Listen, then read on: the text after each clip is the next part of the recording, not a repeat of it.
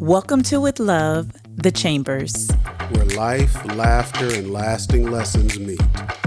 We're the Chambers, a husband and wife navigating faith, family, and everything in between.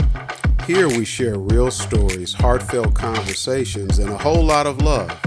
Because life isn't perfect, but God's grace sure is. So pull up a seat, grab a cup of coffee, or go ahead and sip that tea, and join us for honest talks, laughs, and the wisdom we're learning along the way. This is With Love, the Chambers. Welcome to another With Love Wednesday. I am Jamila Chambers, and I'm here with my very handsome husband, the vision engineer himself, Rufus Chambers, and we are so excited to bring to you another episode this week. Before we get into today's topic, what shout outs do you have for the viewers, the listeners? We've got some great feedback. We've got some great comments.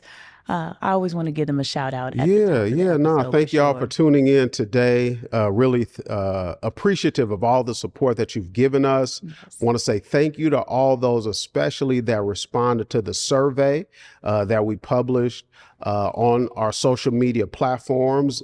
We thank you to everybody that responded, and we're going to take those responses to heart so that we can continue to create and curate conversations that are beneficial to you. Also want to thank all of our new subscribers. We've been seeing our subscription numbers go up on YouTube, on Apple Podcasts, and on Spotify. So just want to say thank you. And we do enlist your help to help us get the word out. I was giving you the testimony. I was in a business meeting yesterday, and for the most part, I always keep, kind of what we do in our personal lives outside of construction trailers and outside of business meetings. But I went into the trailer, and one of the guys there was like, "Hey man, I saw you have a podcast. I had no idea."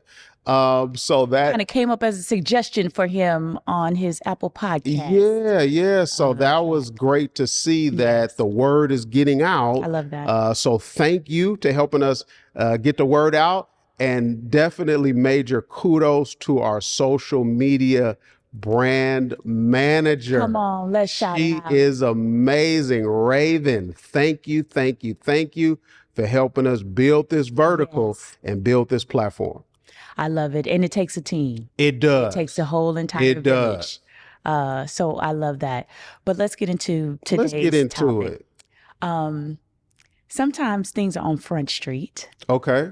And your relationship, yes. You have to explain. Some of our listeners may be a little culturally naive to the term Front Street. So maybe you need to. And especially when we're from the 1900s. That's on top of that. What is using that up front and center. Yes, there we go. Up front and center. Sometimes our relationship issues, who we're dating, who we're seeing, the decisions that we make in our relationship sometimes become front and center.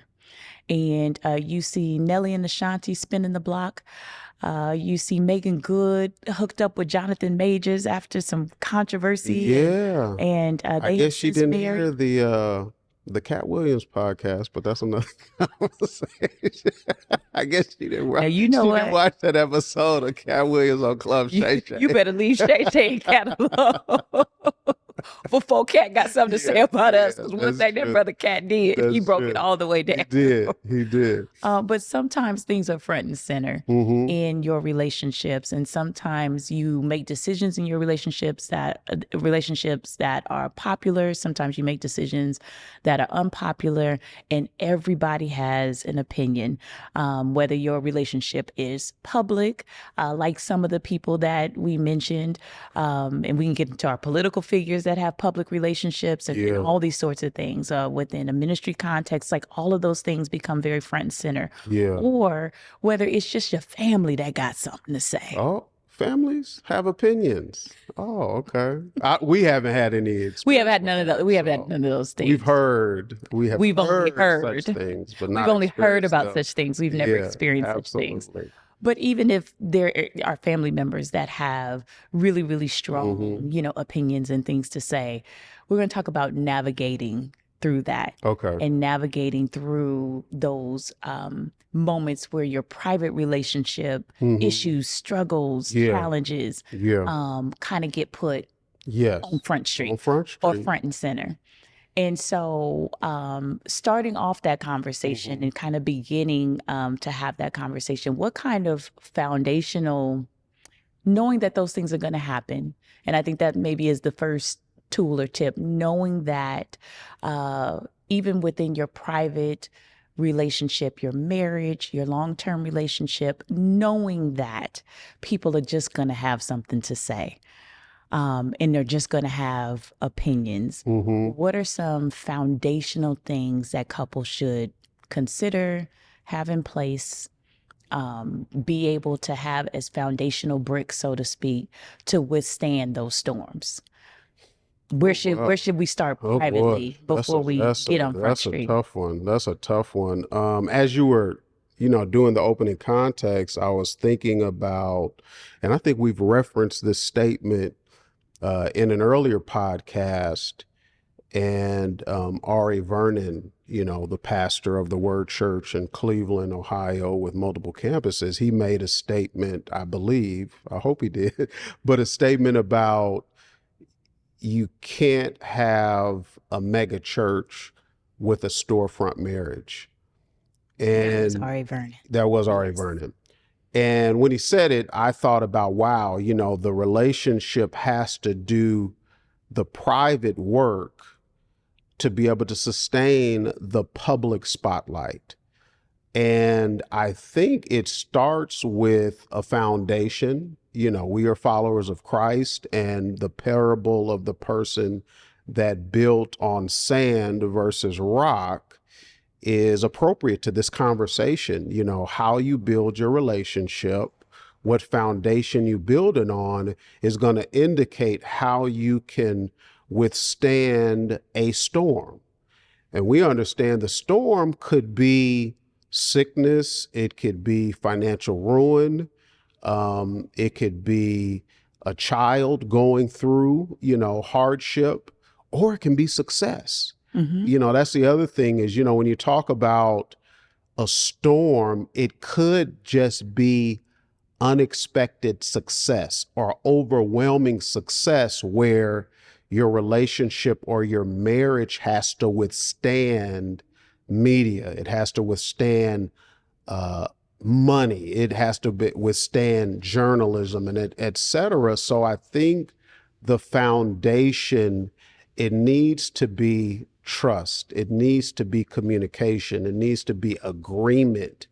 It needs to be alignment, because as you have those things in the foundation, when you present your relationship publicly, you and your significant other already have a working knowledge, a working understanding, a mutual agreement on what it is, versus going out into the public and trying to figure it out, or going out into the public and you're interfacing with people that may be forming an opinion on your relationship, and you may be influenced by an opinion that may not be based on reality. So there's something to be said about doing that private work before going public, or before, blowing up, if you can control it. Yes. You know what I mean? There's something to be said about that. But I think, again, that parable of building on the rock and the sand is a good place to start. And there's that tension with that too, because you and I have talked in previous episodes about, especially in those early courtship days, not being so isolating in your relationships, because sometimes you need that village to hold you accountable, to be able to see some things in that person you're considering that maybe you can't see. Sometimes when you are newer in a relationship, especially, your eyes are all glossy and everything is everything, and he's so wonderful and she's so this and she's so that. But sometimes you need other people to kind of give you that framework. So there's place for that, and there's room for that.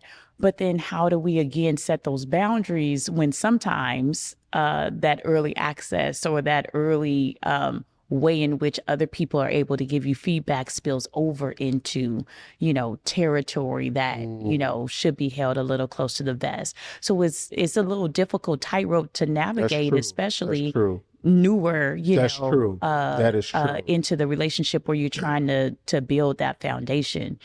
And I'm trying to think back to those times where we were newer, in our relationship and had those influences because we were so different.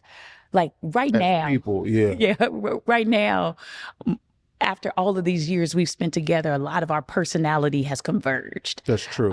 So where I used to be I won't say a little bit, a whole lot of extra like guacamole, all over the place, glitter belts, everything loud, right? You still like glitter belts. I still like glitter belts. One thing about me. It used to be. One thing about me. You describe yourself now, but go ahead. Yes, I'm totally describing myself but it's now. A different lot of, maybe that's what you're saying. Yes. So I use the glitter belt example as a illustration of the personality. Yeah. But really, really big personality, and you were a lot more reserved than even you are now, if that is even a thing. Yeah. But our personalities have converged so much. But because we were so different early on, it was almost like that opposite attract sort of thing. And I remember, people saying, oh, yeah. I don't see this, That's a good point. Again, people see it now, but earlier on, we were so different. It was like, I'm not sure that I see it, or I'm not sure that I see it with y'all together. And people were vocal, about that. But there was something that we saw. That's true. Kind of even outside of that, that we were building upon and holding on to. And so kind of starting with buckets of people that you can be on Front Street with and buckets of people that might have just opinions about your relationship. Let's start as close to home as we can, which is our family and our close friends and loved ones that have that early access to us. How do we navigate when might not even be nothing big. I just don't see it. Like, I don't know. Y'all are so different, or we come from two different places and have two different backgrounds, socioeconomic conversations. Like that person's from that other side of the tracks, or that person's from up on the hill, or whatever those things are. How do we navigate through the tension of just, I don't see it? Yeah, that's a tough question for a couple of reasons. I think number one, it depends on the stage of your own maturation process. If you have a child that's, 20 or 22, they definitely need wise counsel. Young adult. Young adult. We need wise counsel at our age, right? Correct.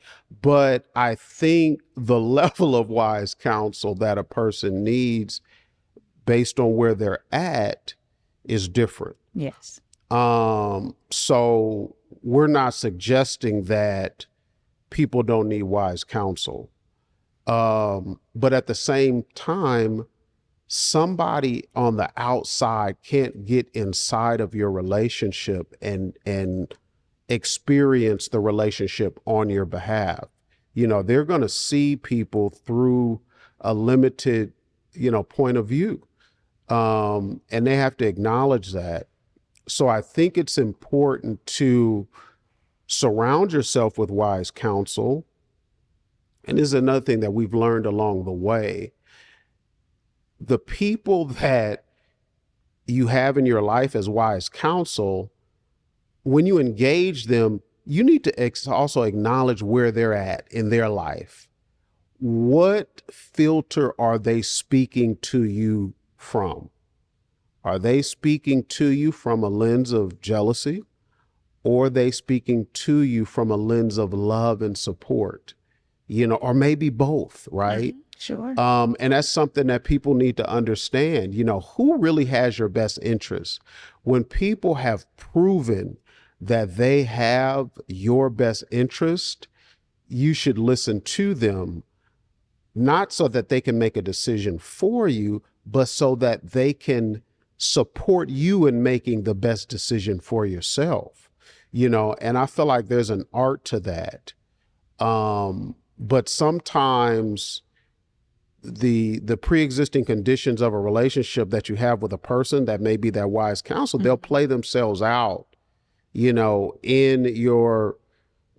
this counsel, be it an older sibling, be it a younger sibling, be it a parent, be it a mentor, being it a pastor. Those people are not going to put down the relationship hierarchy that pre-exists and give you counsel on who you desire to be with. They bring that in, you know what I mean? And people need to acknowledge that, because, let's just talk practically now.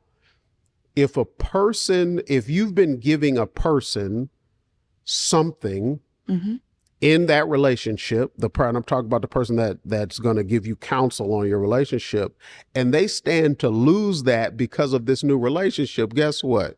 You need to acknowledge that. They may not say it, but you need to acknowledge it, and that may influence how they counsel you on the relationship.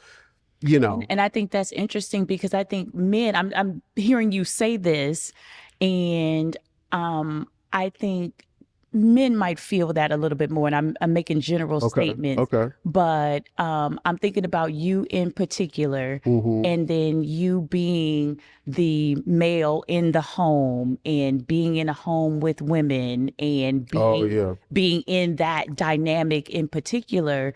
And I don't have sons. I get it now. I don't think I got it when we were kids, but I was like, oh my goodness. One thing about sons in particular is that sons kind of go off and That's go true. with that other family, right? Sons, I think the saying is... There's something to that. Yeah, there is something to that. The saying is, when you have daughters, you gain a son, and when you have sons, you lose, your son. And there's something to that. And there's something to that tension and to that pressure of just how you kind of talk about relationships and through the lens of relationship when you are in that dynamic. And I think it's also important too, and you were touching base upon it, and I'm talking about from the women perspective, who we take counsel from. People are always going to give us their feedback through their lens, through their purview, Absolutely. through their experiences, right, wrong, or indifferent. Even if it's well-meaning, they're just going to give us that feedback through the lens of their experience. And so if you are taking advice from that girlfriend who's never been with nobody themselves, or has never seen a successful relationship, whatever that means, we all define that differently, but has never seen it, never experienced it, they're giving that feedback, but they're giving it through the lens of their lived experience. And so I think too, and we've talked about this with who we identify as mentors and who can speak into our lives, it's always just, again, to be careful and really be able to acknowledge that we want to take advice from people we want to trade places with. And sometimes someone that can give us advice and counsel in one area might not be the same person to give us advice and counsel in another area. So my financial coach, for example, might not be my best relationship coach, so to speak. Absolutely.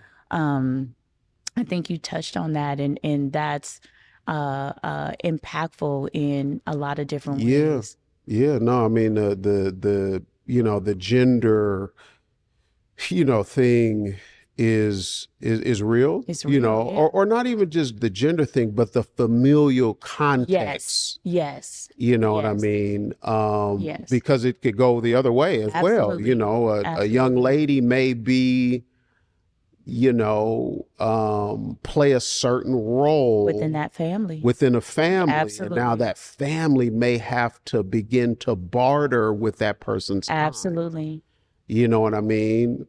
And another thing that while you were talking and making, the profound statement that you were making, I'm also thinking about, we've been talking about how we've seen, I don't know, maybe three weddings within the last few years use this particular song. A particular song by UGK. Yes. Featuring Outkast, where the groom is reciting these verses, by Andre 3000. For those of you who don't know, it's a very popular song. I think this is the biggest song that UGK ever had. Got it. And the verse is basically a man about to get married, and he's having a conversation with the men in his life about getting married. Yes. And some of the men are saying, don't do it. Right. Keep your heart and all this other thing. And, the primary character. And if we had time, we could unpack the brilliance of the pen of Andre 3000. That's a whole episode in itself. Yes. his bars were so visual, and they told such a story. Yes. Overlaid with the other verses that came, but that's not the point. But it gave an illustration of this transition, from single man to committed man, and who stands to lose, in that transition, in that transaction, but I think it goes both ways for men and women. But that's part of the transformation that needs to happen for a relationship to be able to sustain, sustain the public eye and the private battles and victories, behind closed doors. And I think what I get concerned about in today's context is people have perfected branding. People have perfected public persona, talk about but they have not perfected the private work. Where we have celebrities like, Jonathan Majors and Megan Good, Jonathan Majors' separation with this other woman, it played itself out in the public eye, and then he's on court because whatever happened with this ex-woman. And Megan Good and Devon Franklin, same thing, their relationship, their courtship, their marriage. They wrote a book, and now their divorce is all playing us out in the public eye. And now they've both moved on to new relationships, but they've done so all in the public eye. Which is very difficult. And maintaining a public image and persona is a lot of work. My heartfelt prayer and hope is that the private work has been done in addition to this manicured public persona. And I think us as mere mortals or mere regular people, I think sometimes we stargaze at these personas and think the relationships that we need to manage and maintain is more about the brand versus the private work. Can you talk to how do we coach and lead and mentor people in relationships when they're watching these massaged brands?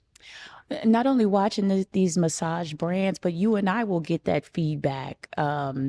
People will look at our life in particular in our marriage and say, oh, that's couples goals, or look at the Chambers and all of that stuff. And they used to call us the Huxtables for us. We've been called a lot of names. Church people. Church people and the Huxtables. The Huxtables. Those are the two I remember. Yeah, and some other things. Hillary. Remember Hillary? Hillary. That was what. Yes. Also called Hillary. Yeah. Hillary Banks. Yeah. Hillary Banks. Hillary Banks. So all of the names and all of the personas, Lord. And I will take it. I want to take it to our relationship and then go out, because there's so many people that will look at somebody else's marriage or somebody else's relationship and say, that's what I aspire to. And there's some good parts to that, right? So there's some good things when you get to connect with people and have access to them and watch them over a period of years. I remember when you and I moved back to Los Angeles from the Bay Area in 2013, my dad said, "How you and Rufus doing?" We had been married a long time, and it was one of those for real. Yeah. Sensei. We call my dad Sensei. I'm gonna call my dad Sensei. Yes. So Sensei said, "How are you all doing?" No, really, really, really. How are you and Rufus doing? And my response to him at that time is like, marriage is tough, marriage is hard, but me and Rufus are doing great. At that time, my sister had been living with us for a number of years, and we had literally been sharing a wall in the home. Our bedroom was on this side of the wall, and my sister's bedroom was on the other side of the wall for about 2 or 3 years before we moved back to LA. And I told my dad, I said, you know, you can't front for 2 or 3 years. I said, Jerry's been living on the other side of the wall for the last 3 years. And if it was something going on, you would have got a full report, because what my sister's called rewind. One thing about my sister, she gonna rewind the story. Okay, she gonna run it back. And so I say all that to say is that there's nothing wrong with looking at couples that you have a level of access to and being able to glean from them by having access to them in their private moments. You and I benefit from that, being around couples, and we have access to them and are able to learn from them. They're able to share their lives with us privately. They're able to give us access to their failures, to their successes. That's one thing. I think where the danger is for the people we don't have that level of access to, and we're looking at their curated, constructed personas that are put out there in the public. And sometimes what's put out there in the public doesn't match what's happening in privately. What we say privately is, can your life preach? Don't tell me about the things that you're doing. Can I follow you home? Can I live on the other side of the wall for 3 years? Can I, be able to just pull up on you in your private moments, in your high moments, and in your low moments, and consistently see the thing that I see in the public arena. So that's the part where there's the gaps, and that's the part where I would advise people to have a level of caution. And it's not that you won't look at couples and look at people, and it's not that they're being disingenuous, because we just don't know, but you have to give that the grain of salt, or the filter that it needs to have, because you don't know people's private struggles. You don't know anything beyond this. The folks that are watching us now are watching us in a very curated format, in an edited format. We have dressed up to come and record this. That's true. We have prepared to come and do this. And the question is, is this the same people we're going to get privately? That's true. People that know us are able to say, yep, that can happen in the living room, and that can happen whether it's recording or not recording. But that's for people that know us.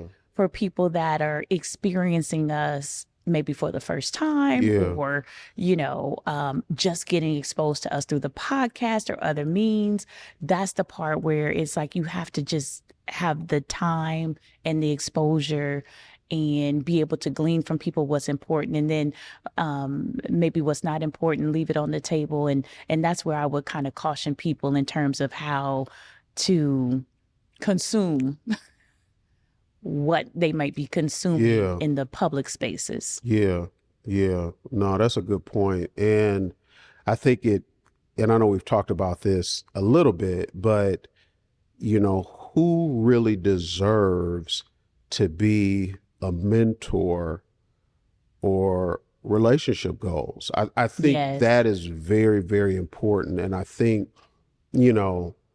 because of social media being so robust, that some people are making the wrong decision in that. And I think that is something people need to kind of pause, especially those that do have to live out in front of people. We got to find somewhere to land the plane. But people that, regardless, even if you're not living behind in front of people, you need to determine with your significant other, hey, who can really be a mentor or a model? You know what I mean? And that's a whole conversation. It really is. To say, oh, is it the relationship that's never been tested? Is it the relationship that has went through so many trials and so many storms and they're still standing? Is it the relationship that ended? You know what I mean? It's like people really have to flush that out. And yeah, you can like all the pictures you want on social media, Sure. but don't let that eye candy deceive you. You know what I mean? And privately, Jamila and I, we've talked about that, where you feel like sometimes certain relationships are propped up in front of you and they just seem like a facade. They seem fake. They seem like an implant. They talk Yes. about the industry implant. Some relationships feel like like a front. Like, are they really married, or is this just convenient for the sake of business, for the sake of the brand, for the sake of ministry? You know what I mean? And sometimes we have to have wisdom and discernment to say, I don't think I just don't have peace about that being, our model, the makeup, the clothes, the hair, the Yeah. car, that doesn't need to be our model or mentor as it pertains to marriage, especially when it hasn't been tried, tested, it hasn't went through the fire, you know what I mean? So I think one of my takeaways, from this conversation is that who can really be a model and a mentor to our relationship, and I'll ask you the same question, like, what is your main takeaway from this this conversation that we just had? Yeah, my main takeaway is that the storms are coming Oh, yeah. and that every relationship is going to go through not just one trial, not just one Yeah. tribulation, Yeah. but several Yes. over the Yes. course of Yes. years, several. I think about our own marriage and the things that we struggled with, year 1 through 5 versus the things that we struggled with 5 through 15. Those were all different challenges, but they were challenges nonetheless. They're challenges now. You talked about the people that can speak in our life. We've had the gambit. Every type of couple that you just described, we've had, because at different stages of our relationship and different stages of our marriage, we've had to tap into those people in very different ways. But when they do come, I think what has been so helpful for us is just the word, not only covenant with one another, but covenant relationships. When we have had to go to the mat for our marriage, it wasn't one or two people we called. It wasn't, 20 people we called. It was like one or two. Very short list. Very short list. And having to say, we are in trouble because we can't tell everybody everything that's going on to the level and the degree that it's going on, because of all of these voices and outside influences and all of these things. Like, we have to know that when it really, really goes down, who we can, rely on. That's true. In challenging moments. Absolutely. And I think about couples that have had to, we've mentioned some of them that have had to publicly separate, publicly, start new relationships and do all of those things. And for all of us, we have our own, sphere of influence where it feels public in our world. Yeah. When things happen and we have to go and talk to family members about what's going on in the marriage and tell our children what's going on, or talk to our loved ones and people that we trust. And so all of those things can be very, very difficult, but having those covenant relationships with people to help us navigate through that is a really, really big thing to have, and something that's essential, because the storms are going to come. That's right. The trials and tribulations are going to come. And the other thing that I would have to say that has been a bit of the secret sauce for us is that we have decided how we are going to communicate about our relationship to other people. We have been very, very clear from the beginning that it's okay to give feedback and all that stuff, but it was like, we are the ones that have the full access and the full disclosure, so to speak, when we are having tough times and challenges, parenting challenges, things in our relationship. It's like we rely on one another as our primary anchor and primary source. Because again, if I'm mad at you, when I stop being mad at you, my mama's still mad at you. My sister's still mad at you. My girlfriend's still mad at you. And so we have to be careful about, kind of spewing out in our anger and in our moments and when we dealing with stuff, because you know what? After a while, that brother you talking to gonna be like, look, bro, I'm tired of you coming to me, talking about what Jamila doing and she tripping. Why don't you just leave, bro? Because they get fatigued, right, with carrying all of that. Yeah. And so we just have to have good stewardship, because although we talked about some people that have very, very public relationships, all of us have our own version of a public relationship and have our own version of people that are on the outside that have really, really strong opinions for whatever reason about what goes on the inside. Excellent, excellent, excellent, excellent. So with that, we are going to wrap. Thank you once again for tuning in to this very special episode. Do us a favor, hit the like button, hit the share button, subscribe to whatever platform you are partaking this content on, and we will see you again on the next episode of With Love, the Chambers. Signing off.